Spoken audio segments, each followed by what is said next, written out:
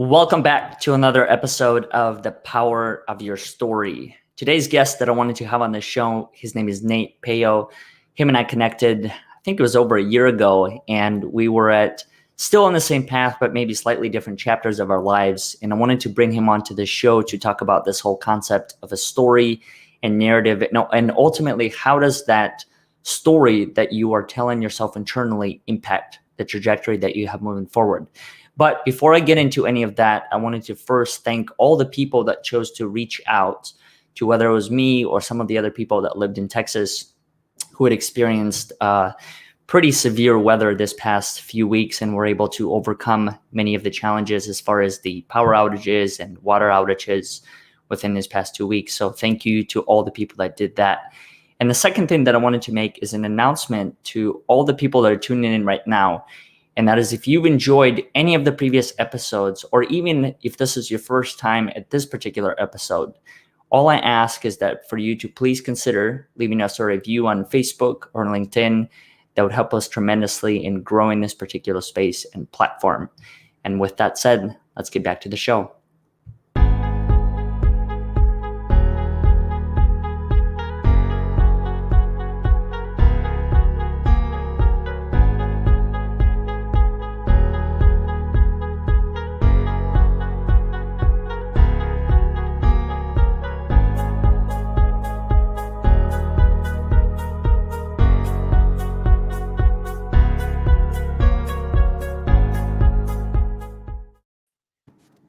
There he is, Nate. Hey, how are you?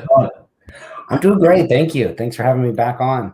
Absolutely. Thank you for being a part of it. And thank you for having that first conversation that I think we had over a year ago, and who knew that it would lead here. But at the same time, I feel like if I wasn't open to the opportunity, and if you weren't open to the opportunity to connect, we may not be here. That's kind of a crazy thing to think it was over a year ago, because it was definitely pre-COVID, which is a weird thing to think about. Like a lot of people like yourselves I met after like COVID happened, because we got kind of like forced into virtual conferences, being at home, and we all just like leaned into like building relationships with people that weren't in our normal circle of influence. And it's been an amazing journey to connect with all these people. But yeah, I remember I was just getting going with this idea of like, I wanted to create a podcast, and we were in some Facebook groups together, and people like, hey, I gotta reach out to Oleg. And I did. And we were talking on the phone, and I remember this because I was driving home. So that's how I know it was definitely pre-COVID, is I was driving in the car, and I was just like, I gotta stop you right now. Like, I want to hear your story, but like, if we're gonna do a podcast, it's gonna be more authentic if I hear it the first time than to like hear it and then try to recreate that. So we like just stopped the conversation and then set up a time to have the podcast. And that was really cool. And it's crazy to think how much has happened since that time, about a year ago. Mm-hmm. Now, and I think it also goes back to the whole point, as I was mentioning to you prior to us hitting that record button here. And it's just that really just the story, and it's the narrative. Because I remember the same exact words that you described on the phone. You said, hey, I have to stop you here because otherwise we can be talking for, the next 2 or 3 hours. But I want to be able to create this. And I think having had the ability from my angle to see it literally from conception to what it has become, it's been fascinating for a couple reasons. First, as I mentioned to you, it allows me to understand that I can do the same, that I have the ability. And then the second thing, which is directly related to this topic, it's a story. It's a story that you chose to create for yourself, however you did it, whatever it is that you chose to tell yourself. And then through belief and obviously a lot of hard work, daily work, you were able to manifest it. And that to me is fascinating, because alone, no pun intended, like with the power of your story, you were able to change the trajectory moving forward. Yeah, definitely. And as you're saying this, it's kind of fitting that you were one of the first people I connected with, because as I was starting my journey, and I'm going to call it the official finding my voice journey, started sometime last year, and you came across, and for me, I was like one of those people that like had felt compelled to do something, but I didn't know what it was. I didn't know how to do it. And I didn't think that my story was of significance. And I think that was your message when I came across with you, is like, hey, I'm just out here sharing my story to turn and show other people that they too have a story that they can share that's going to resonate with other people and make it different. So it's not necessarily if you think your story is compelling or interesting, it's that other people do, and other people find inspiration from that story. And like you said about, like, they might not rise to do exactly what you're doing, but what they do is they realize, like, hey, there's experiences I've had in my life, you've had in your life, that resonate with somebody and change the trajectory of their path in their life. And maybe they can get a little closer to their goals and dreams, or make a bigger impact, a bigger influence on the world. So sharing your story, you taught me, like, hey, you got to put it out there, because you don't necessarily know who's listening and who's going to feel and resonate with it. And so that, I think, helped me lean into what I was doing. And if you back up in my life a lot further, like, I'd always felt compelled to do something bigger, to make a bigger impact in the world, help other people, serve other people. And I wasn't really have any clue how to do it. I just tried a bunch of stuff, and most things never worked. And I think what it was is a little bit of that, you have to have experiences that you learn from, that shape you and who you become. But at the same time, I wasn't ready to receive the message that I was doing. And over time, I started noticing that the things I found fulfillment from was helping other people get closer to achieving their goals and dreams. And the more people I personally knew, had relationships with, the more solutions I had to other people's problems. So that kind of epiphany was kind of growing on me a few years ago. It was just like, hey, if I connect with more people, build more strategic networks, I can support and help more people. And in turn, the more people I could help, the more problems I could solve, I became more valuable in my career, and it served me as well. And so I was like, there's something interesting here. Like, what if I went all in and just tried to connect and serve as many people as I possibly could? What would that look like? And this also goes back to another lesson I learned.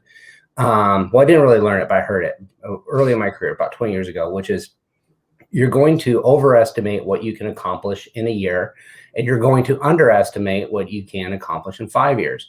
And so I just looked at it as a very going forward approach. Like, hey, I'm just going to go out there and do things with this intention that I'm going to kick butt for the next year.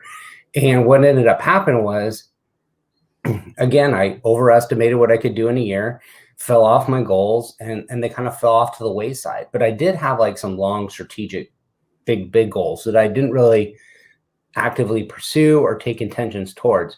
But when I got to a point in my career 10, 15 years later, I look back and I go, hey, all those things that I wrote down on the paper, like, hey, by the time I'm 40, I want to make this much money, have this job title, and I had surpassed all those. I had actually just went completely bonkers past them, but I didn't feel any different. I didn't feel like, oh wow, like you should pat yourself on the back, you did so awesome, you made mincemeat out of your goals. No, what ended up happening is you check the box, what's next, like let's carry on. But I did realize that, like, hey, if I know it to be true that from 5 years from now my goals, I'm going to exceed them, why not make my 5-year goals from now really, really big? And instead of putting my efforts into things that I know don't bring me fulfillment, put those efforts into things I do know that are going to bring me fulfillment, which is like helping and serving other people. So I was like, hey, I'm just going to go really, really big on this idea and just see where this journey takes me. And I was coming up with this idea.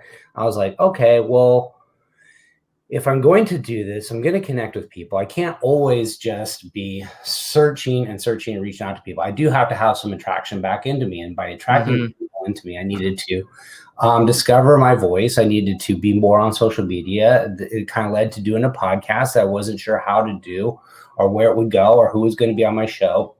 But I just knew that if I took steps in this general direction, that the answers would come, the people would come. Like it's always happened. When you go looking for answers, or you go looking for solutions, or you go looking like I did to find my voice, the things you need to help you show up, and so that ties into one other thing that the kind of what's part of this journey is what I call right place, right time, or being in the right places more often. So being in the right place at the right time, everybody's heard that. But what we don't realize is that most people that are successful find a way to be in the right places more often than not. And so then their chances of being there at the right time dramatically increase. So I started looking at things and going like, hey, if I want to create a podcast, I can't just hang out at the coffee shop and hoping, somebody comes into the coffee shop and says, hey, I do podcasting and let me teach you a bunch of stuff. I have to go out there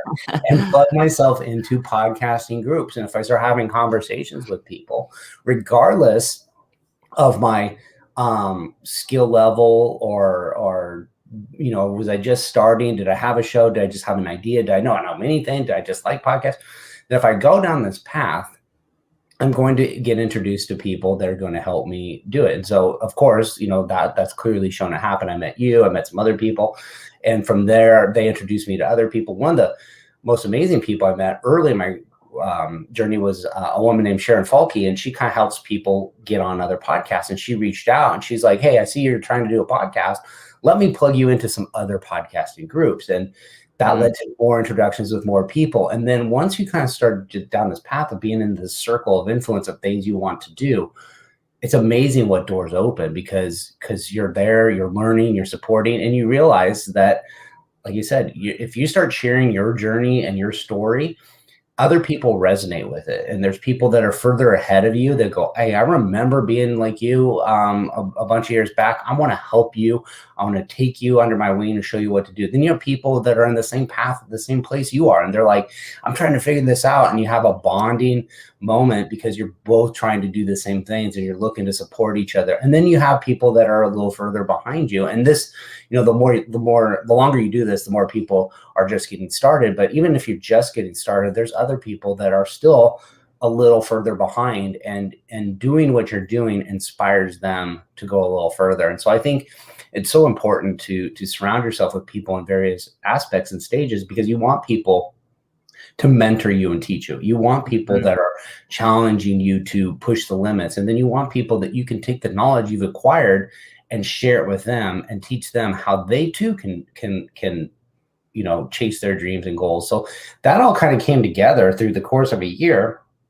And then here we are a year later, did over 100 some podcasts. I had zero problems finding any guests, met people all over the world. I have virtual friends that can call up any time of the day and just know that they'll have my back and support. We have people I never would have had a chance to meet otherwise. We've collaborated on business ideas.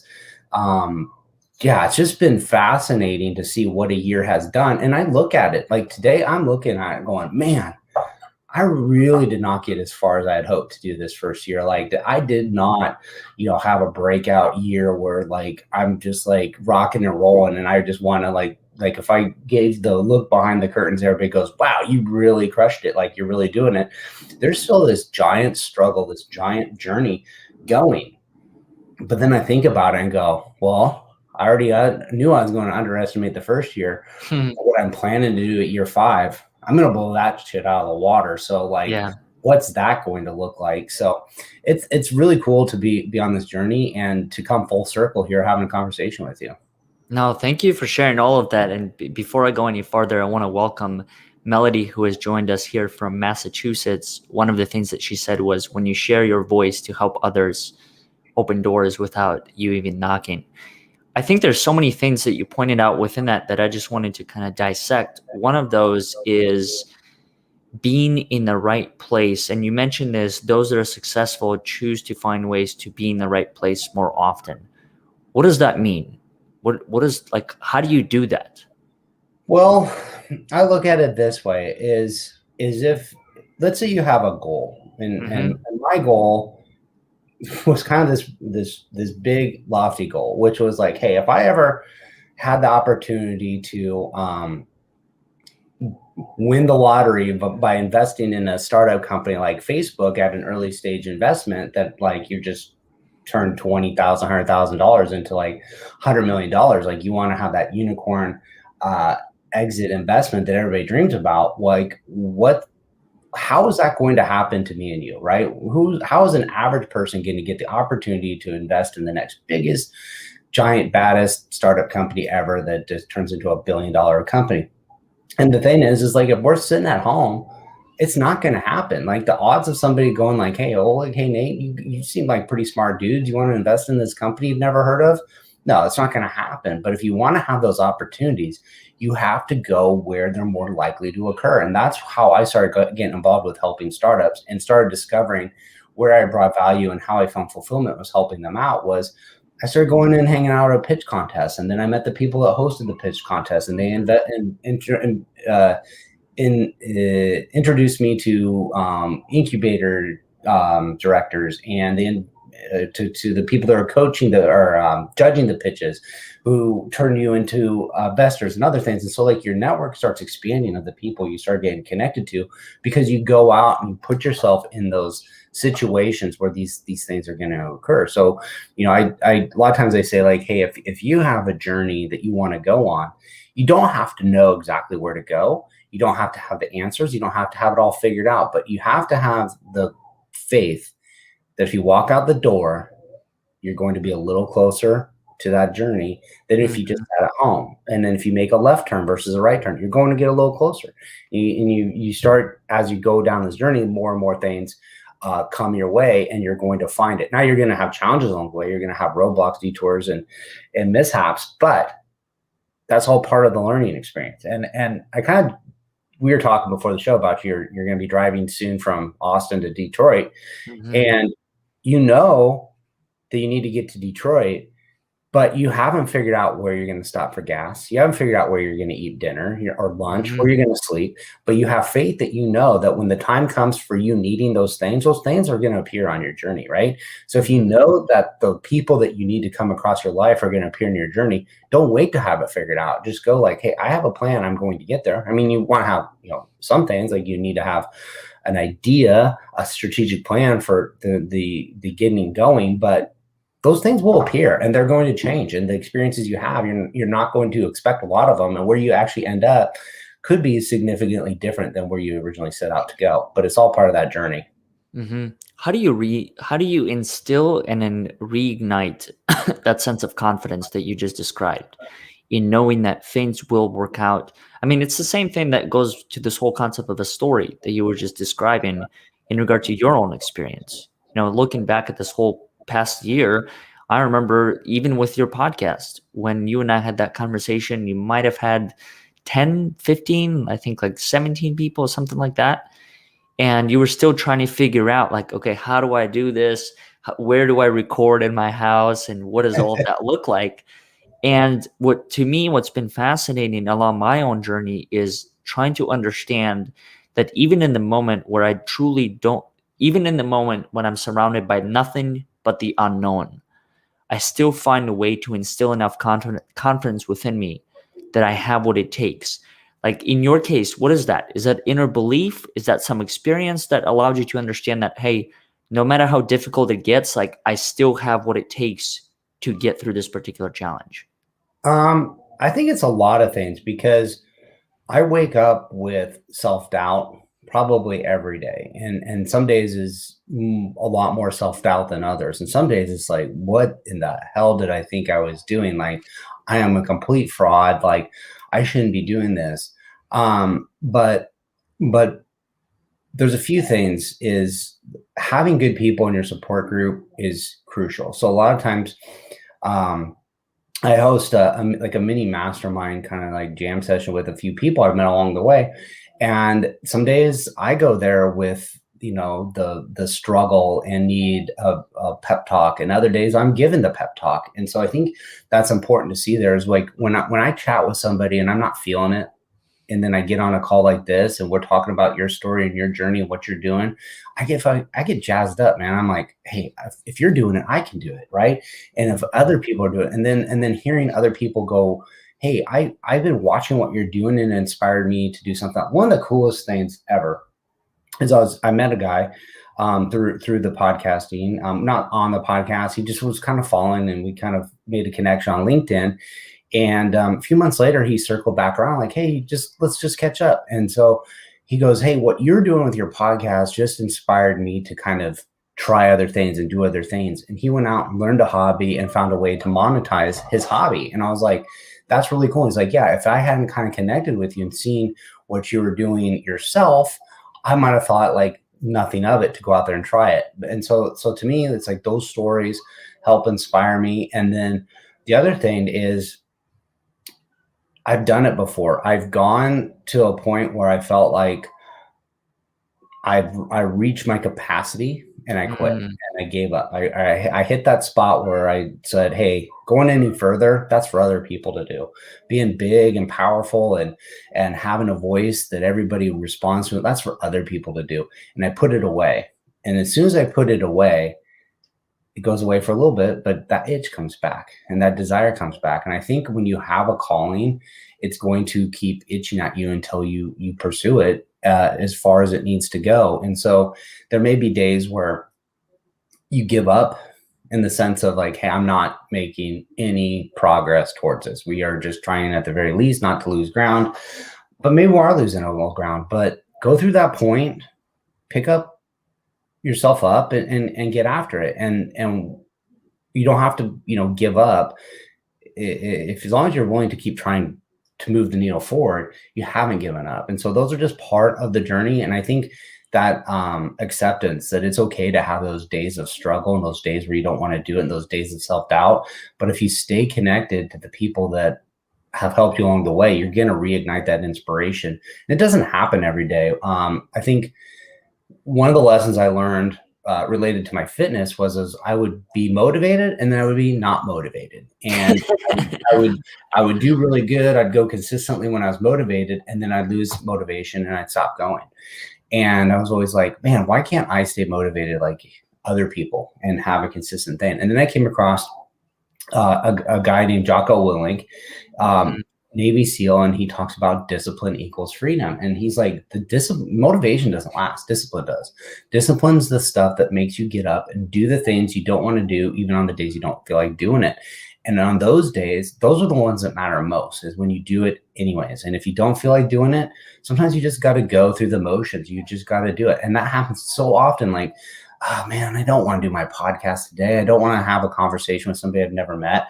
I'm just going to call them and cancel. And then like all the way up until like the minute before they're going to go on, I'm thinking, I need to cancel this. I don't feel like doing it.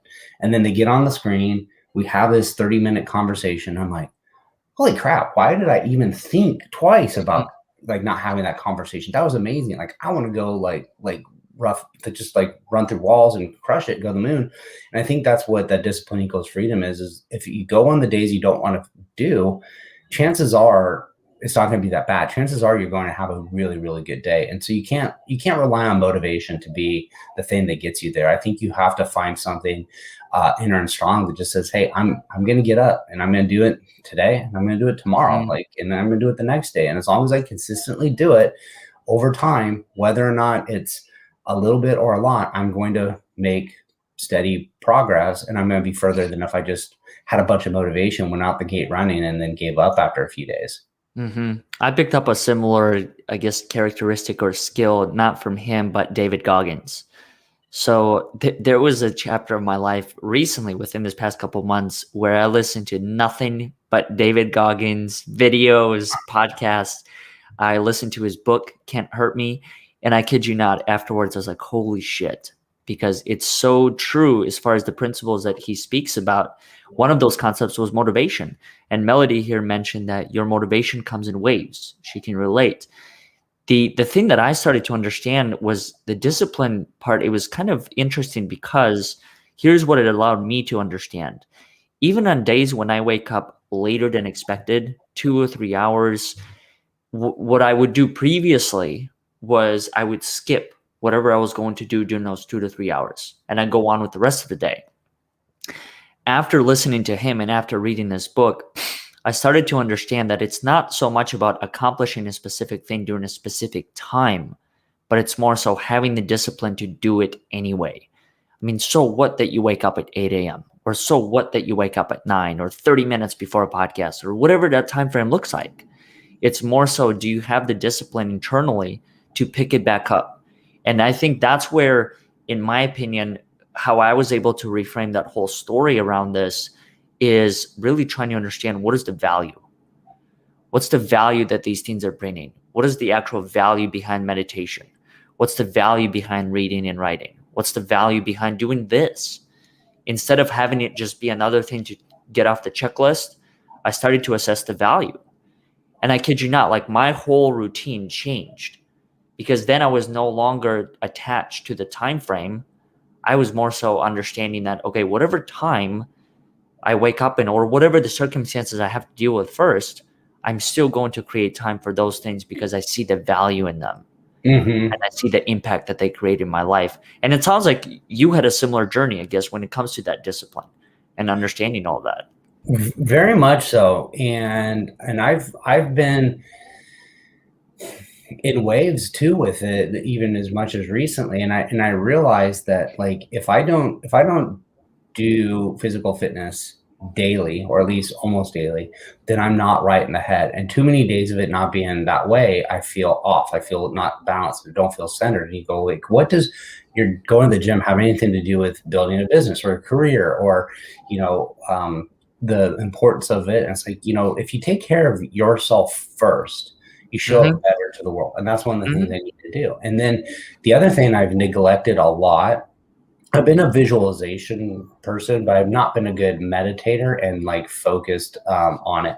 And it's like one of those things where it's like, oh, well, that's easy to skip and do another day, because there's not a output that's measurable from it. I don't Mm-hmm. think. Like, maybe it's like the output is like, did you do it or not? But a lot of times it's like, hey, there's pressing things that need to get done. There's emails that need to go out, or there's this podcast I got to edit, or there's a social media post I need to get out, or there's something that has to be done that has, I guess, more of a inner value that we put on it, but just maybe doesn't have quite the power over time. And so you have to go back and remember, like, hey, these things like visualization, self-care, they may not exactly in that day make your day better, but consistently done over time and effort is going to make your life so much better. So you have to stay true to them and realize, like, hey, you just because you meditate for 5 minutes and you don't have an output that you can measure against it, like,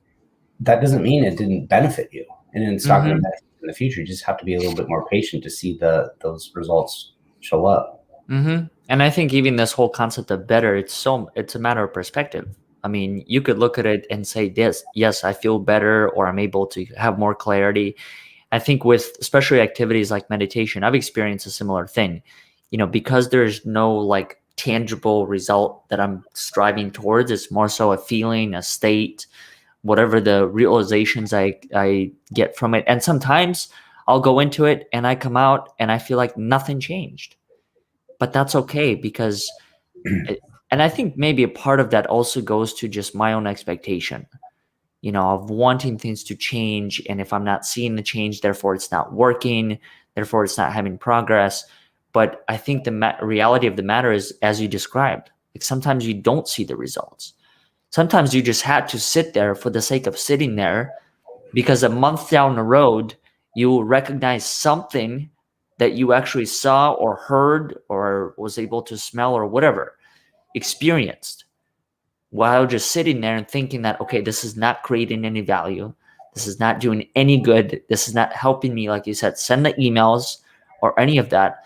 But at the same time, maybe it's disrupting my behavior in a way so I don't get to the email and send a pissed off email to someone. Mm-hmm. Maybe it's changing my course in that way. And that's what I started to realize. Before I proceed here, I want to say hello to Annie. Both you and I are connected to her. Annie's the best. Now, she truly is. Her and I have been connected probably almost the same time, but about a year. Her and I connected, and ever since been able to support each other's paths. But, the other thing that I wanted to briefly touch upon, and you touched upon at this very beginning of it all, this whole concept of having big goals. What does it actually even mean to have a big goal? How do you know that you have a big goal? I guess that's a better question. Like, what defines big?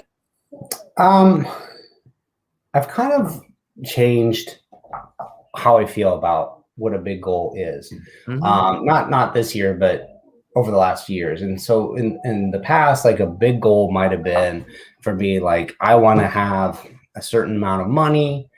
I want to have a car, like a Ferrari, or I want to have like a really big house, or I want to, do these things, and they're objects.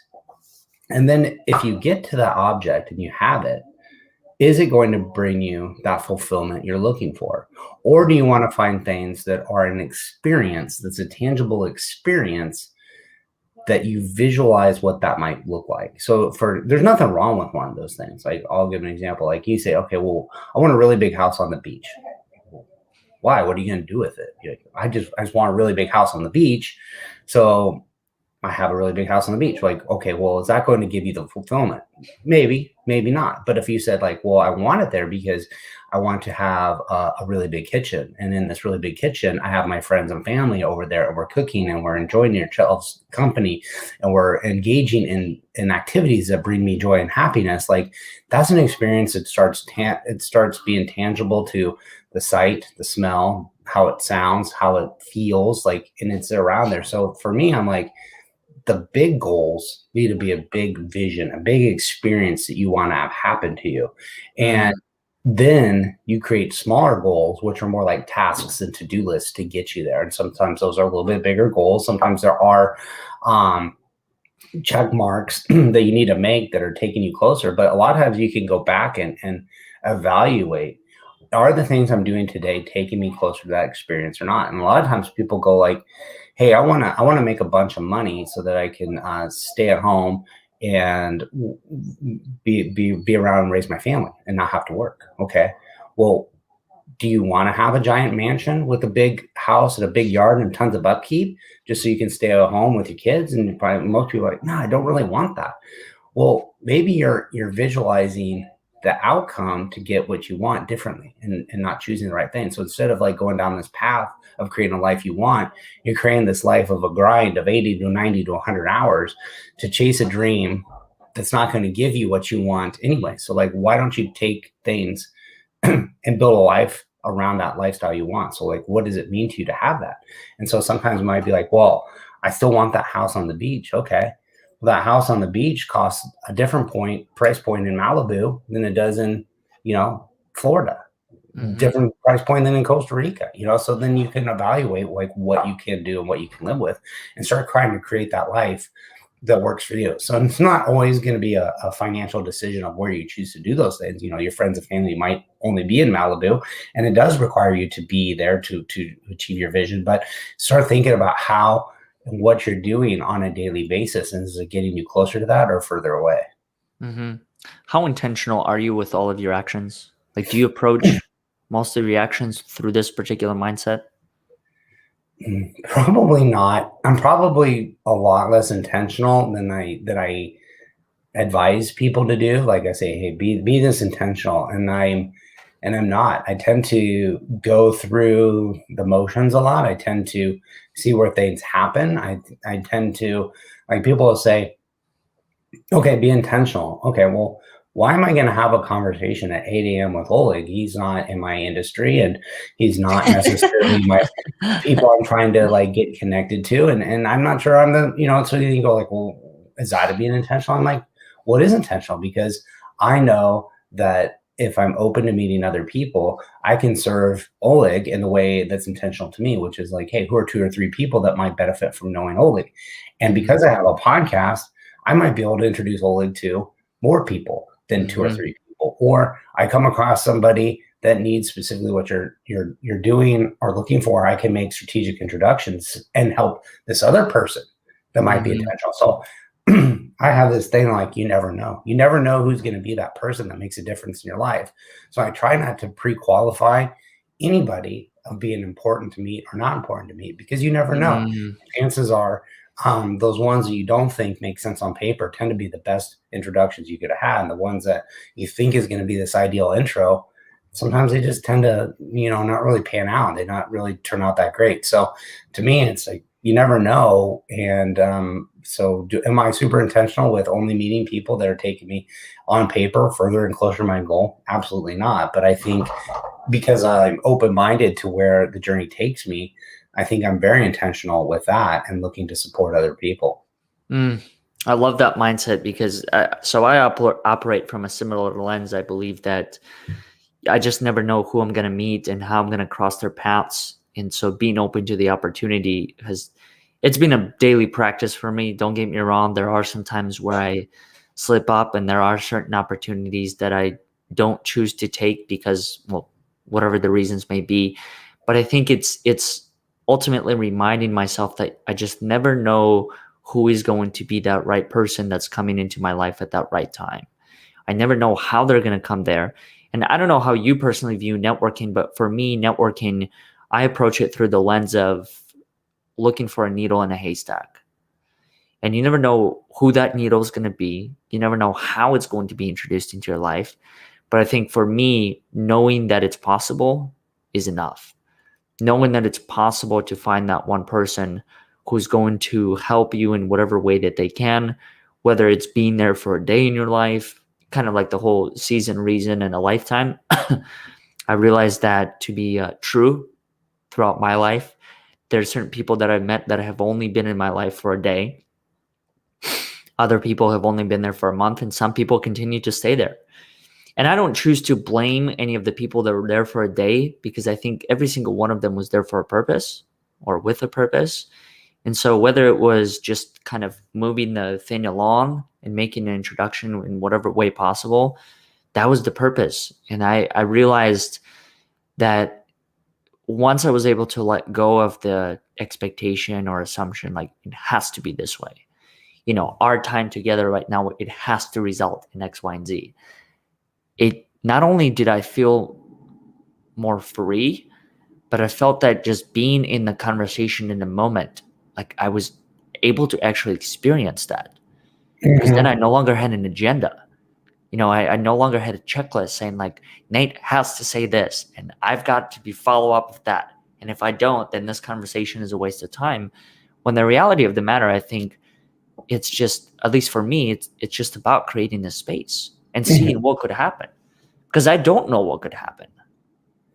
I feel like very strongly the same way you do. Like, people come into your life for a short period of time. Everybody's temporary. Some are more temporary than others. Mm-hmm. And a lot of those people are there to teach you a lesson of some things. Sometimes it's a big lesson, sometimes it's just a little, sometimes it's just a little nudge in the right direction. But it's typically when you try to force those interactions into something they're not, that things go sideways, that things don't work out, that things don't feel in alignment. And it's because we're not losing my voice this morning. We're not in alignment with their frequencies. And so they become forced and they don't feel right.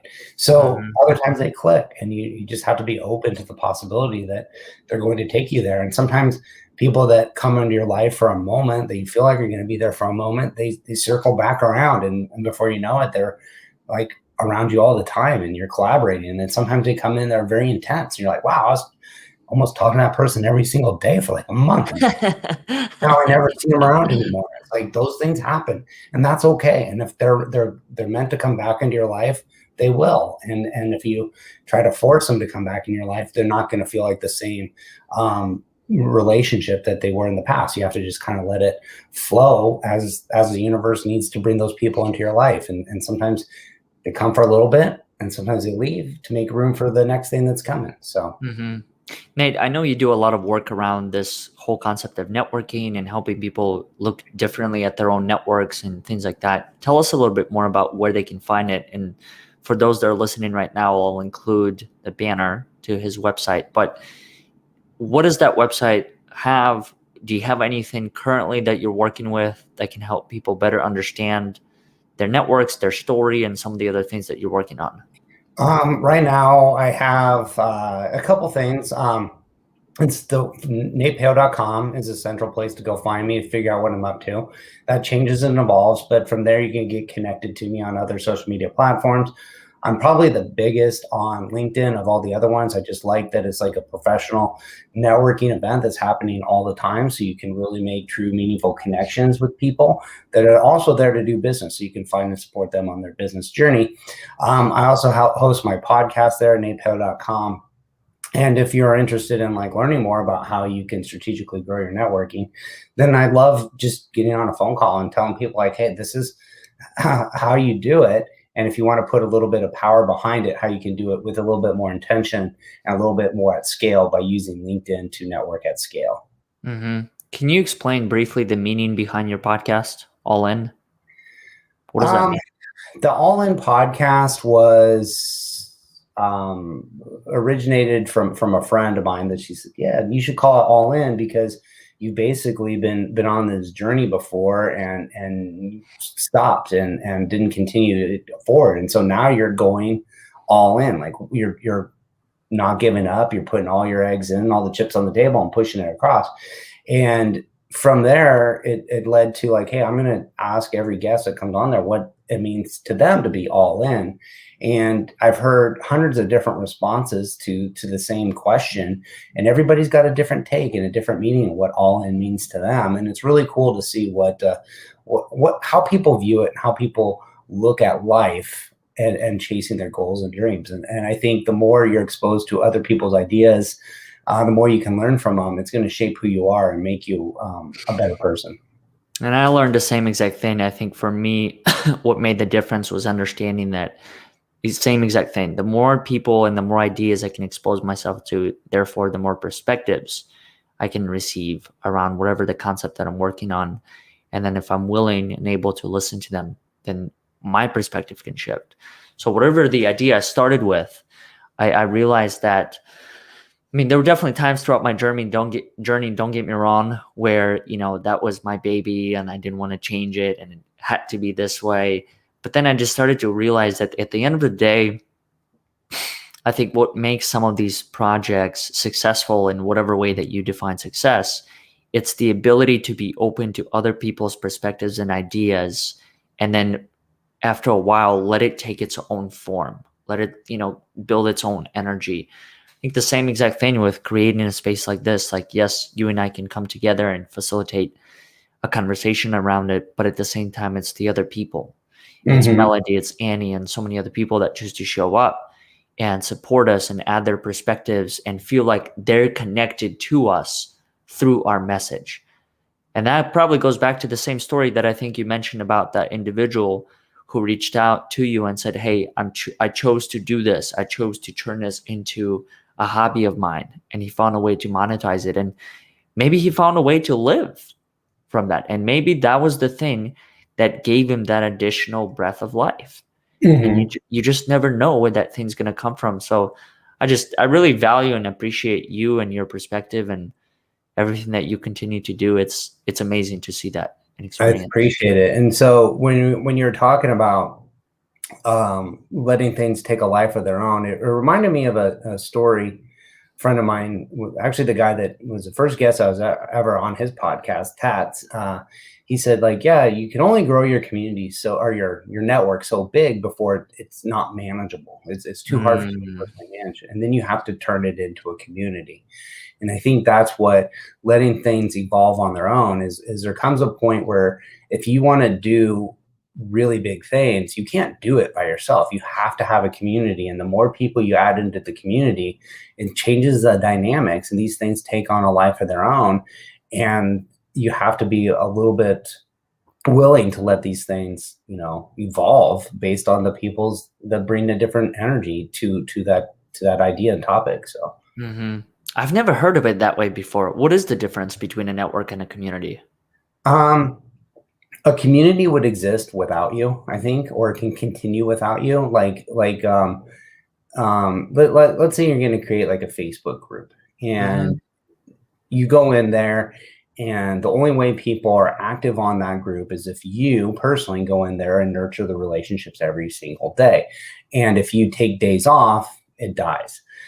Community would go, whether or not you show up at all, it continues. And so that usually means that there's people that are also leaders that step up and they encourage other people to contribute to the group and to share ideas and share stories. You're still the focal point. You're still like the ringleader. You're still setting maybe the pace, but if you're not there, it still continues without you.